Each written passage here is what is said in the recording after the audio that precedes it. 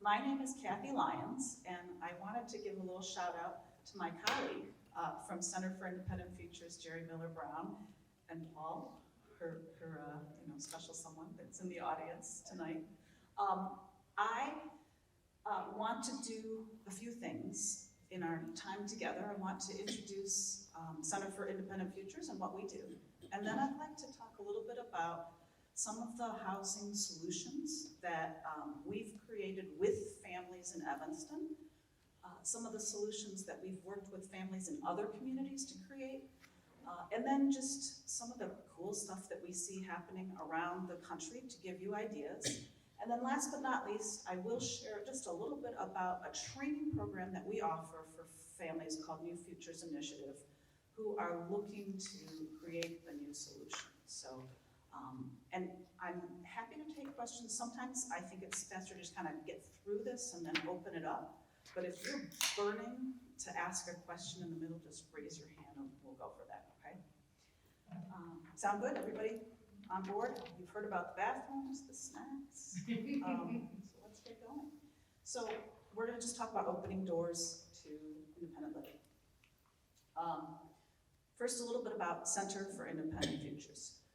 So we are a nonprofit in Evanston. We're based in Evanston, and we've been around for now more than 20 years.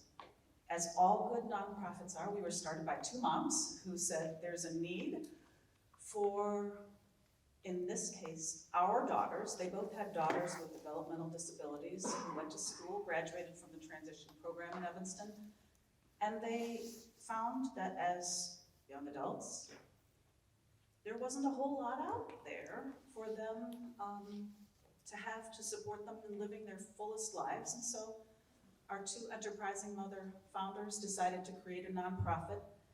And really our mission is all about just ensuring that people with disabilities can live full lives in the same way that people without disabilities can live full lives. We do, as a nonprofit in Evanston, we do what we call direct support, which is working one-on-one with individuals living mostly in the Evanston or kind of surrounding area. And that support can be, it's whatever people need and want to live a full life. So we have what we call coaches, who are one-on-one folks who help people. Typically not, we are not an organization that has the 24/7 type of care that some folks need. However, we work with people who might have another support agency for 24/7 care and have us be a part of their community. One of the reasons that we're really grateful to be here is that Center for Enriched Living is part of what makes a full life for folks that we have living in Evanston, and we think that everybody is best served when they're able to work with and engage whomever they want to help them live a full life. The other thing besides our work with folks in Evanston that we do is over the years we've developed, one of our founders was actually a person who worked in transition teaching, education, and we've developed a curriculum that helps teach independent living skills called My Full Life. We work with schools and with agencies. It's now an online curriculum, so we have that work that we do, which is consulting really to schools and agencies. And then the work that I do is called New Futures Initiative. It's helping to expand the ideas about what creative living options could be, and then for people who are interested, helping train groups of people who want to work together in a community to come up with some new solutions. So that's the New Futures Initiative. I also just like to share that this work is personal. These are my twin sons. They're actually when they're little, and that was their high school, and now they have beards. They're grown men, 24 years old. But my son Dan was born with Down syndrome, and my son Joe was not. And I always tell people that I do this work, I came to this work really because of my son Danny, because he has Down syndrome, and I felt like I had to learn about the world of people with disabilities because of Dan. But now I think and reflect that I do this work now for both of my sons, because I think our world is a better world for everyone when all people are recognized for their gifts and for their talents and are able to contribute and be a part of a community that values them. So that's my story. And when I was saying a full life, we do all of our work based on this model that we have that, if you'll see, is centered on a person. 20 years ago, the idea of person-centered was very novel. Now, it's the way we should all be thinking, where a person is at the center of everything with hopes and dreams. But we also recognize that all of us, every person has obstacles in their life, and every person has assets available to them. We've created 8 kind of circles of what we think make a full life, or can be the components of a full life. And we think that everybody should get to choose kind of what their goals are, which circles they want to focus on at one time, but that we know everybody needs a place, right? That's kind of my little circle. We know that everyone benefits from connections. We know that everyone wants to have fun. We know that wellness is a part of being alive and being healthy, getting around, transportation, a big part of having a full life. Community engagement, we think communities are better when people are engaged in them. Earning my way, how do you fund a full life? That's a biggie. And then also that everyone, all of us, are lifelong learners. We're always learning and we're always growing. So that's just our full life model and kind of how we think about things. I'm not going to spend a lot of time on this because most of you have already heard kind of the grim news about funding from the government or the state. And in our United States, only 25% of people with disabilities actually receive any formal funding at all. Of that 25%, most people are getting funding through SSI or SSDI. Some are getting a Medicaid waiver here in Illinois. If you are a person with developmental disabilities, that's probably likely the PUNS list that you got pulled from the PUNS. You won lottery from PUNS, and you might be getting home-based waiver or CEL funding. The last is a small percentage of people get some vocational rehab. That's usually for employment support. But the reality is, and this is the grim part, so don't get, you all know it, but it is a situation where we are, as a state, pretty slow in the nation to be moving away from state-run institutions.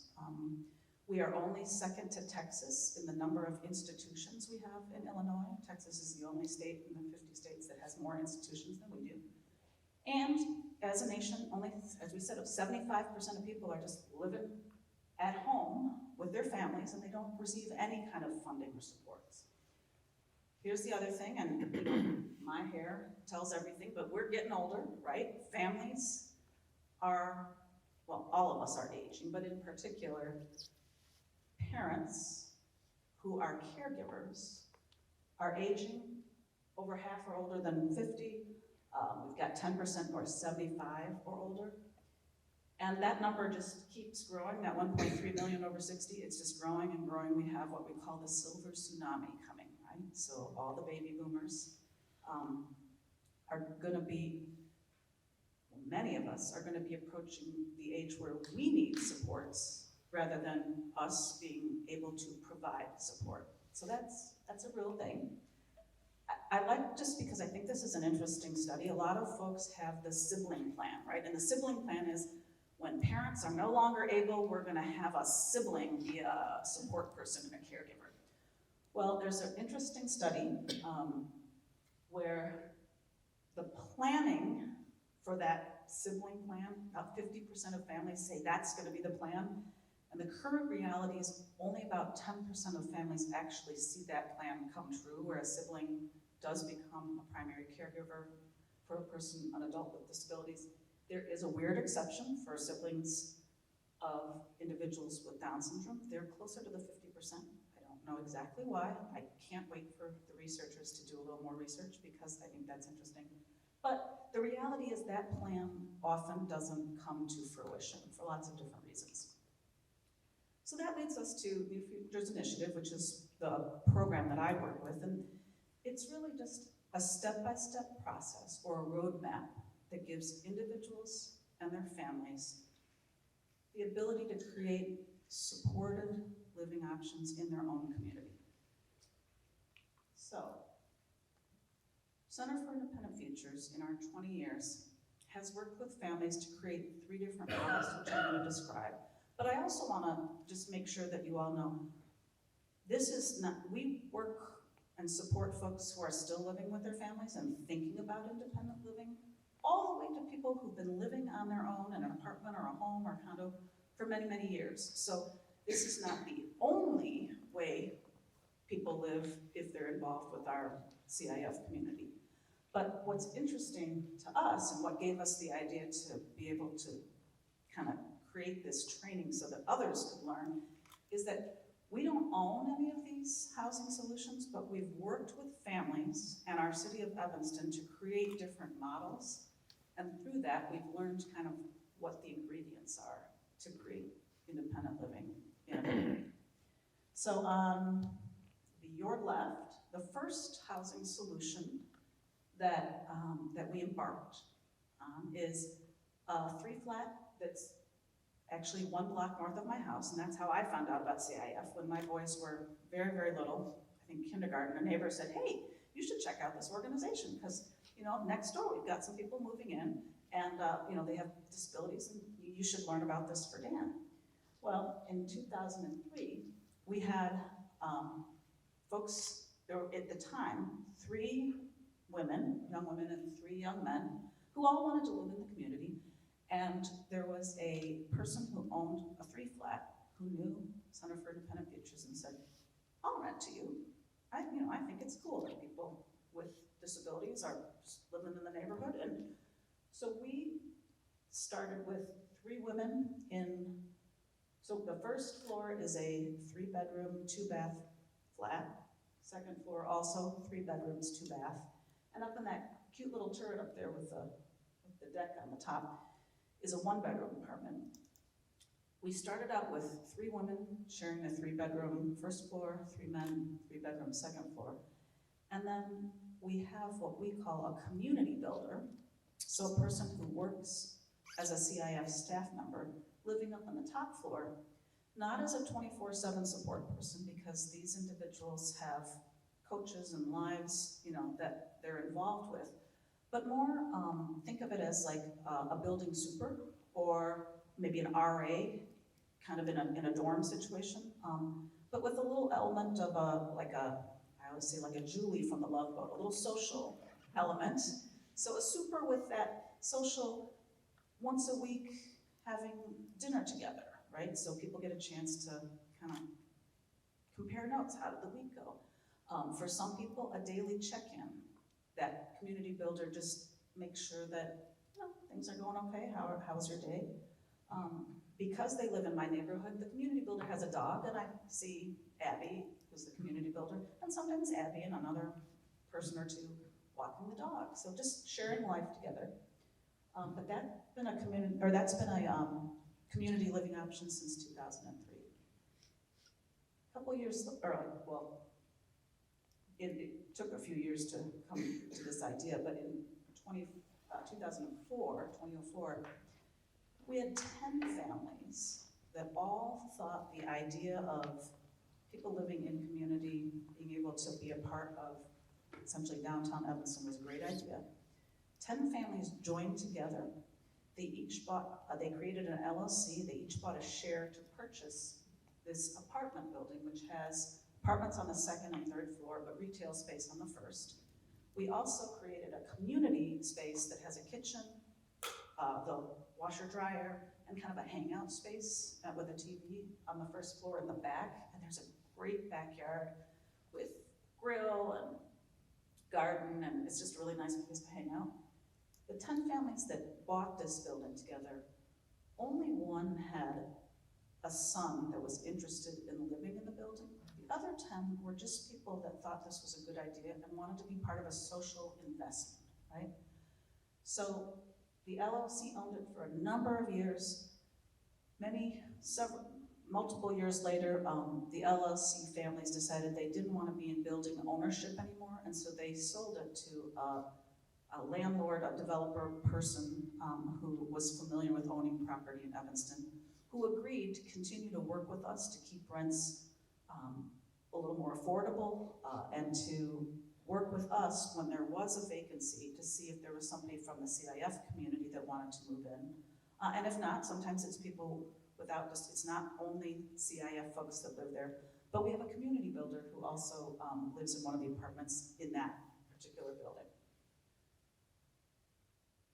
I'm gonna just real quickly tell you, who are these community builders? There's a great story for this particular building. Our first community builder was a retired school social worker who had one son who was still living at home who was in high school. And she said, oh, I love this job. I want to come live with the community builder.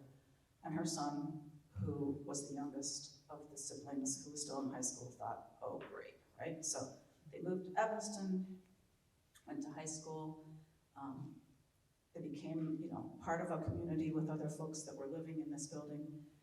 Fast forward about 15 years later, the community builder, retired social worker, decided she had it with Chicago winters and she wanted to move to Florida. So her son, in the meantime, has gone on to school, interestingly, has gone on to be a special educator. And when he learned that his mom wanted to leave this role and move to Florida, he said, well, I would love to move back and be the community builder. Well, CIF said, great, everybody already knows you, that's wonderful. He got married to a woman who ended up also working at CIF as a coach. They had 3 babies, all living here, being a community builder family, really. The 4th baby was the one that pushed them out of the 3rd floor walk up to a single family home out in the suburbs where they didn't have to cart all the kids up to the 3rd floor. But that was just right before the pandemic. So for all those years, one family had been involved in being the community builder role, and they still come back. And it's just a really, I think, a story about who are these people that would want to live as a community builder in a space with people with disabilities and all that. The last model, and I don't have a great story on this one other than how it came about, was Center for Independent Futures saw that there was a new condo tower going up near our offices and realized that this was potentially an opportunity to make affordable ownership for people with disabilities part of that condo development. Evanston has an inclusionary housing ordinance. Some people call it affordable housing ordinance, but in Evanston we have a law that says if you're building new developments, you have to make a percentage of them affordable. So working with that law, which not every community has, but many are now having or developing, working with that law, with an affordable housing developer, with the developer of the for-profit condo building, and a whole lasagna financing plan, CIF and the city and the developers in the condo building set aside 5 out of these 60 units to be affordable for purchase for a person with disabilities. So 5 units were set aside. I think the purchase price was about half of what the market rate price was. And then a year later or 2 years later, a second tower was built by the same developer. And today we have about 20 people who are part of our CIF community living in and amongst the 120 units, condos. At this point, some of the condos can be rented, so some of our folks are renting, some are owning, but there's 20 people with IDD living in and amongst the 120 units, and many of them have been there for 10, 12 plus years. So these are just 3 examples that, that made us think, boy, there's a formula, if you will, or a roadmap, or a set of kind of a checklist that people need to understand when they're creating new models and working with families. I will share just quickly because I want to make sure we have time for questions, but we began consulting and training other families. So our first family group that came through was from Ann Arbor, Michigan, and they created both. One of these pictures is an ownership condo model, and the other is apartments. They're still working away. That's the intentional communities of Washtenaw County in Ann Arbor, Michigan. The one story that I love, this Community Choices building or house in Champaign originally was going to house 3 young men and a community builder. The community builder moved in, and 6 months later, the guys kicked him out, and they're like, we don't need a community builder, we just need another roommate, and that was fine. And the community builder was somebody who then lived in the community, but not on site, because they decided they didn't really need that much support. This is a great story with a group that we worked with in the Maryland, DC area. They saw a development going up, and they went to the developer and said, hey, you know, we'd like to know if we have this vision of people with disabilities living in this apartment complex. Would you set some aside at an affordable rate for people with disabilities? And the developer said, I absolutely will do that because I have a young son with autism, and I think this is exactly what I hope for in the future. Keep this in mind. So he set aside a number of units as affordable rental for people with disabilities. Keep that story in mind.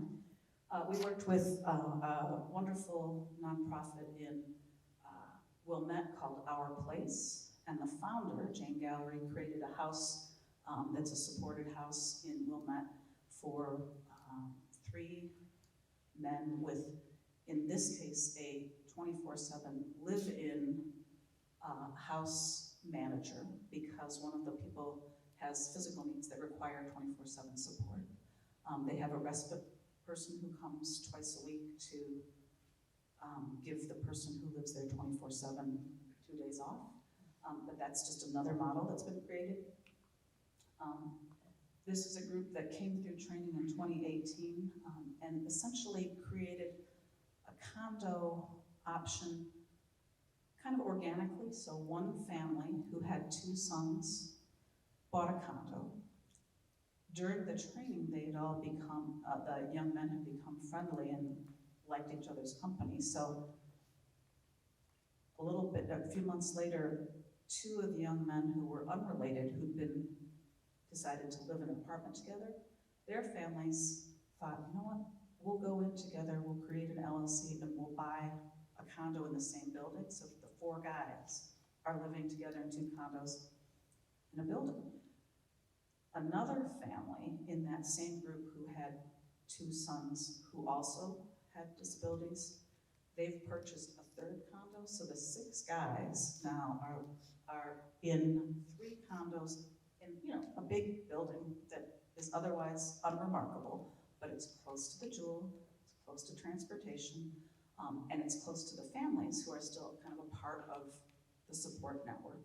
And they've organically created a nice kind of community of friends that are living very close together. This is a really cool rehab. Folks from Oasis in Grand Rapids, Michigan came to the training in 2015.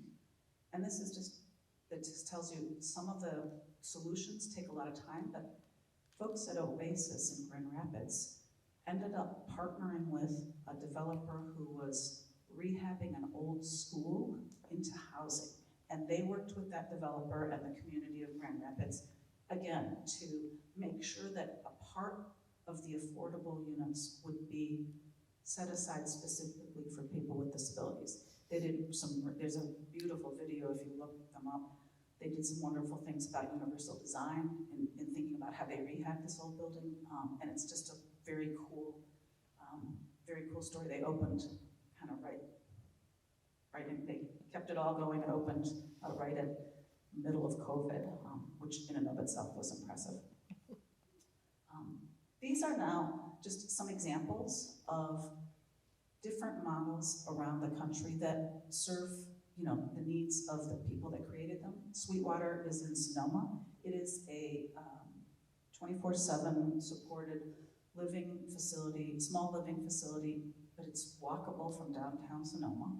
And it is a place where there's a lot of supports, but there's some integration in terms of the community coming in to, do things within this Sweetwater facility, but also folks going out into the community. They've tried some community gardens. That's, I think, had its ups and downs, but it's an interesting model. Luna Azul is a pocket neighborhood in Arizona. I believe that it is now sold out, but pocket neighborhood is a neighborhood that's created specifically with the idea that transportation is pushed to the outside of the development, and all the homes are opening to a central community-based space. It is a little easier when you're in, Phoenix, although maybe not in the summer, but the idea of a pocket neighborhood is that people sit out on a porch, people go to, a pool that's in the community, and it's very safe in the inside because all the cars and the traffic are kind of outside of the development on the fringes. And it is an intentional community in that people are moving in knowing that homes are sold to people with and without disabilities, but there is an intention in this Luna Azul community that people are living together and supporting one another. Remember that developer who said, I'll set aside some units because I have a son? Fast forward about 10 years, he and his wife worked together to create Main Street in Rockville, Maryland, which is an affordable, integrated, inclusive building. It houses a nonprofit called Main Street Connect, which is an organization very much like Center for English Living or CIF, but the founder of the nonprofit was married to the developer of that apartment building, and 10 years later, their son Nick is now, I think, 24, similar in age to my son, but they've created a whole building that is really pretty special and unique in Rockville, Maryland, and they're continuing to do inclusive and affordable housing development. In Illinois, we also know that there are supportive housing options. These happen to be created by HODC, Housing Opportunities Development Corp, I think, HODC, Richard Koenig. But these are beautiful, affordable options that are supported living apartments. You can see they have opened relatively recently. HODC also just recently opened some affordable housing in Wilmette. And if any of you are, familiar with our North Shore area, affordable housing in Wilmette is just, a real accomplishment, and it's a wonderful thing. A for-profit company that rents to people who want to have a slightly more affordable unit in really expensive markets. So think like, San Francisco, Chicago, Boston, New York. They rent, where the rent situation is a person has their own private bedroom, but shares their common space. So they share the living room, the kitchen, and it's an affordable option. A lot of young people are deciding they want to live this way because it's a little bit more affordable, but the commons makes it really appealing too because the units come furnished. They have really cool room and board, crate and barrel furniture. They come equipped essentially with the things that you need for the kitchen. My favorite part, they have a weekly cleaning service. Who wouldn't like an apartment that comes with a weekly cleaning service? But the idea that people are living together and sharing common space is not one that's unique to people with disabilities. It's just it's an age-old idea.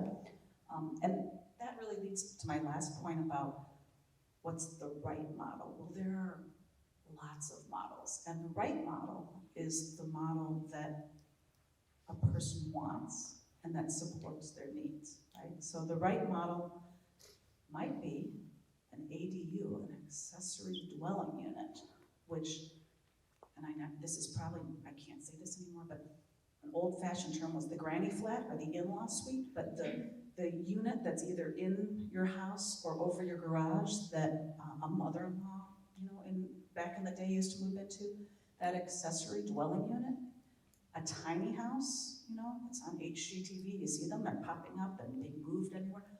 all of those are kind of new and creative ideas. And there are absolutely some traditional, I think Emma said there are traditional models. So the group home, or here in Illinois, we call that a CEL model, where an agency owns a home and people live together. That's absolutely a model. There are intentional communities that have been around for a long time, like L'Arche and Camp Hill. There are lots of models, and so we think that there's no one right model. There's certainly some best practices. So we know that folks having access to everything in the community, folks being able to choose what they want, folks being able to choose the people they live with and the supports they have, those are all best practices, evidence-based best practices. But it's really up to a person to decide, do I want to live with others? Do I not want to live with others? Do I like farm life? Do I like city life? It sounds like Green Acres, right? But it's really up to a person to know what is going to make them happy and make their life a full life. Okay, really quickly, because this is really just an introduction to the training, but we do think if you're going to think about independent living, there are really kind of 4 important components to that. And so I'll breeze through those, but boils down to this. You gotta find your people and build your team, because this is hard, right? Creating an independent living solution, it's hard. It's hard for anybody to move out and live on their own. But you really want to work in taking action with creating that housing vision. The person is deciding what their housing vision is, and research options. This is the one that I think really, honestly, is kind of the hardest part, is the support piece. Building a support system could be, I think, the hardest part of this whole piece, because as many of you I'm sure have heard, in terms of agencies, most agencies around the nation, and certainly in Illinois, and we're one of them, are looking for staff, are short-staffed, and have a really hard time finding people that will fulfill all the client needs of the organization. So staffing from support agencies is hard to come by. And I'll touch on this later, but that's not the only kind of support that a person might be able to think about. The last stage or step of this kind of process is preparing for and adjusting to living independently. Now, most people watching this or reading this think, well, that's the individual who's moving out, right? It's actually as much the individual who's moving out who has to prepare for and adjust to living independently as the family, right? And when I say family, oftentimes I'm really talking about parents, right? I am one, and I have lived this, but it's hard to think about, your baby's flying the nest and living their full life somewhere else. And I think part of our training really is addressing how do we as parents get over the fear that no one is going to be able to do the job that we do in terms of supporting our loved ones and living their full life. Just briefly, I'll say, when we do a training, we start with that finding your people and building your team, and knowing that it's if you want to go fast, go alone. There's an old adage, if you want to go far, go together. It's helpful to have others on your journey. They don't have to want to create the exact same model that you're creating, but having people together from a community that all want to see creative new solutions is really powerful. We also want folks to start by thinking about what already exists in the community, a place like Center for Enriched Living, people from the government, the mayor who's on board with this idea. It helps to think about what are the assets that already exist. We know that you have to think about what kind of model are you looking for. Is it an apartment? Is it a house? Is it coming together with a lot of people to create a development from the ground up? Those are all options, right?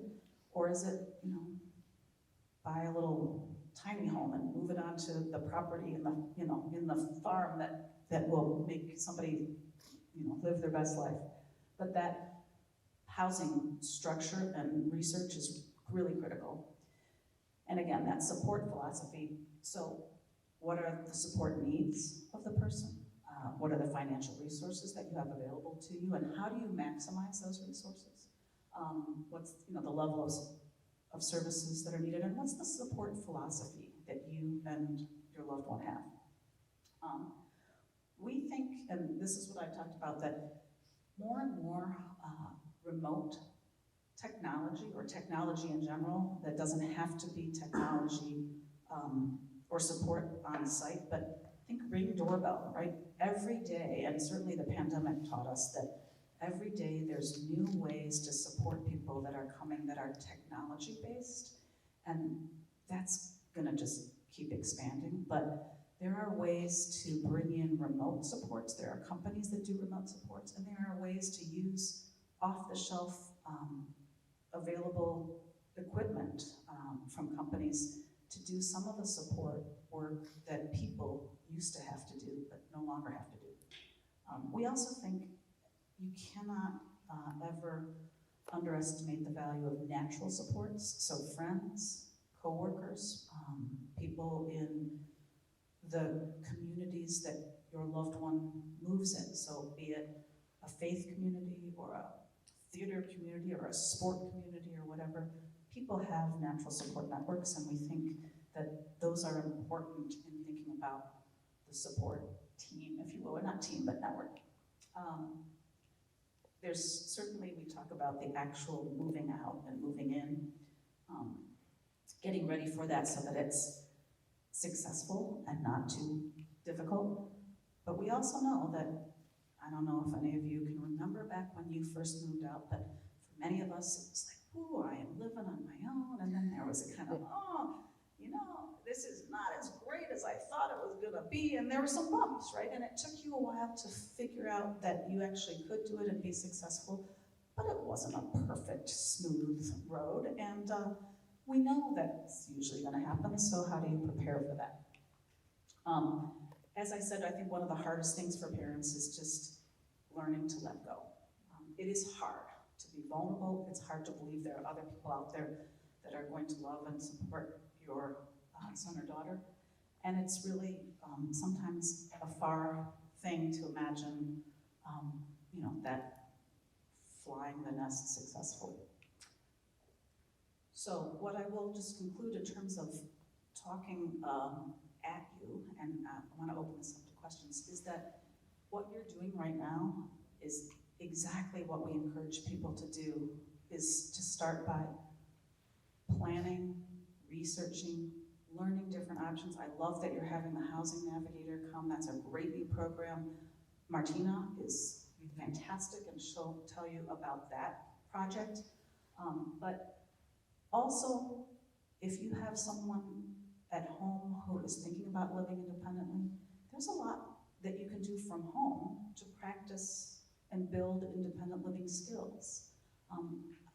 One of the things that I think about is how often I used to walk in front of my son when we were going to a doctor or something, and just for checking, right?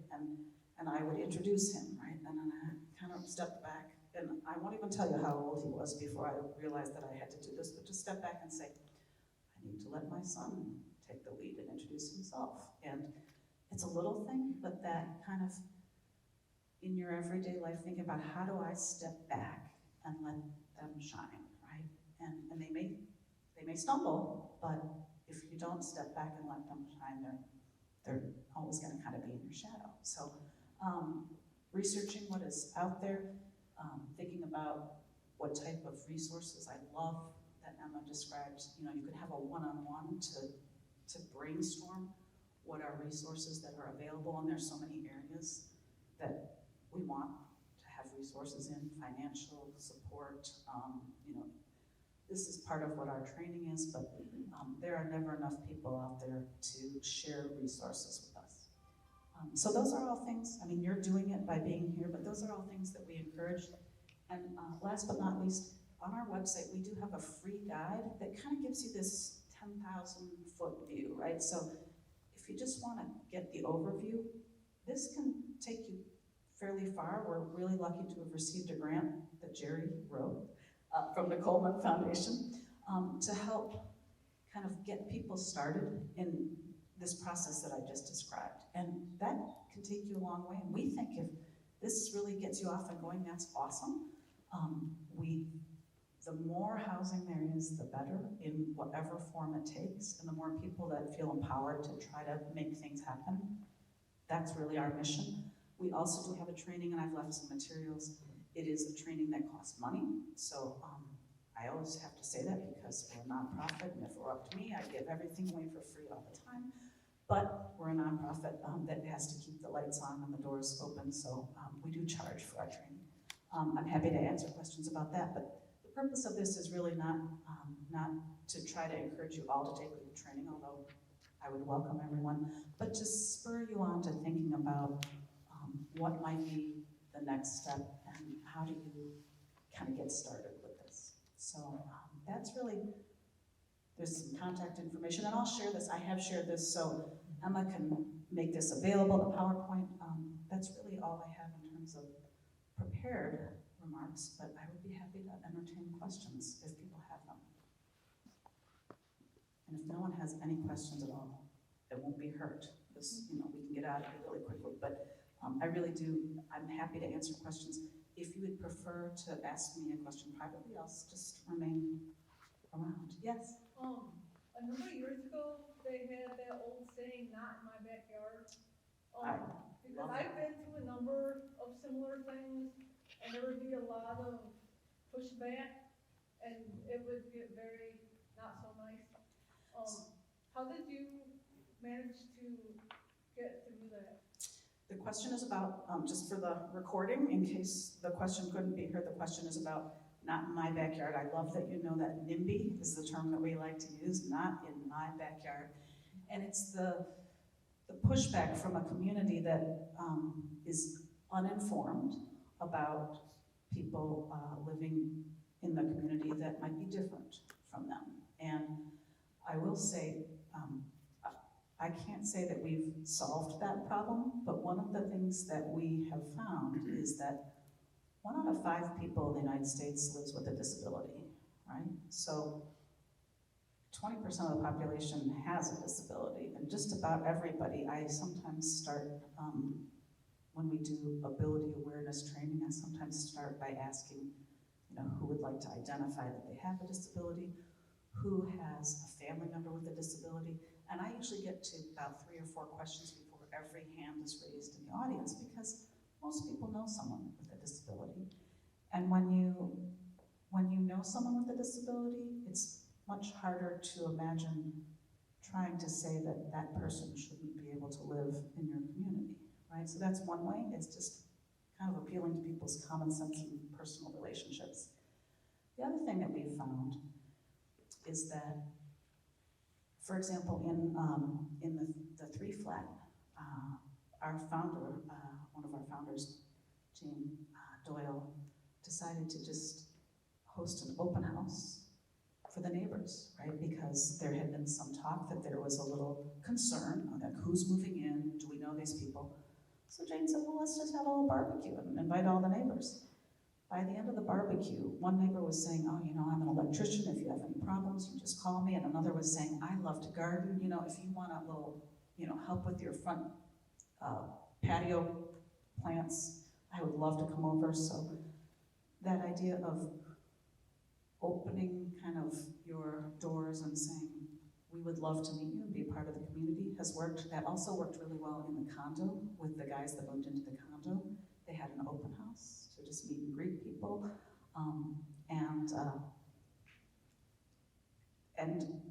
One of the condo stories I love is that some of the folks in the condo are a little older, and they found that the young men that live in one apartment are particularly kind of big and strong, and so when there's a package that's a little heavy that gets delivered, the older senior citizens knock on the door of the people and say, hey, will you guys just go, I've got a really heavy package, I can't bring it up, will you get it? So that idea of knowing what people have to bring to the table is also really helpful. Thank you. Sure.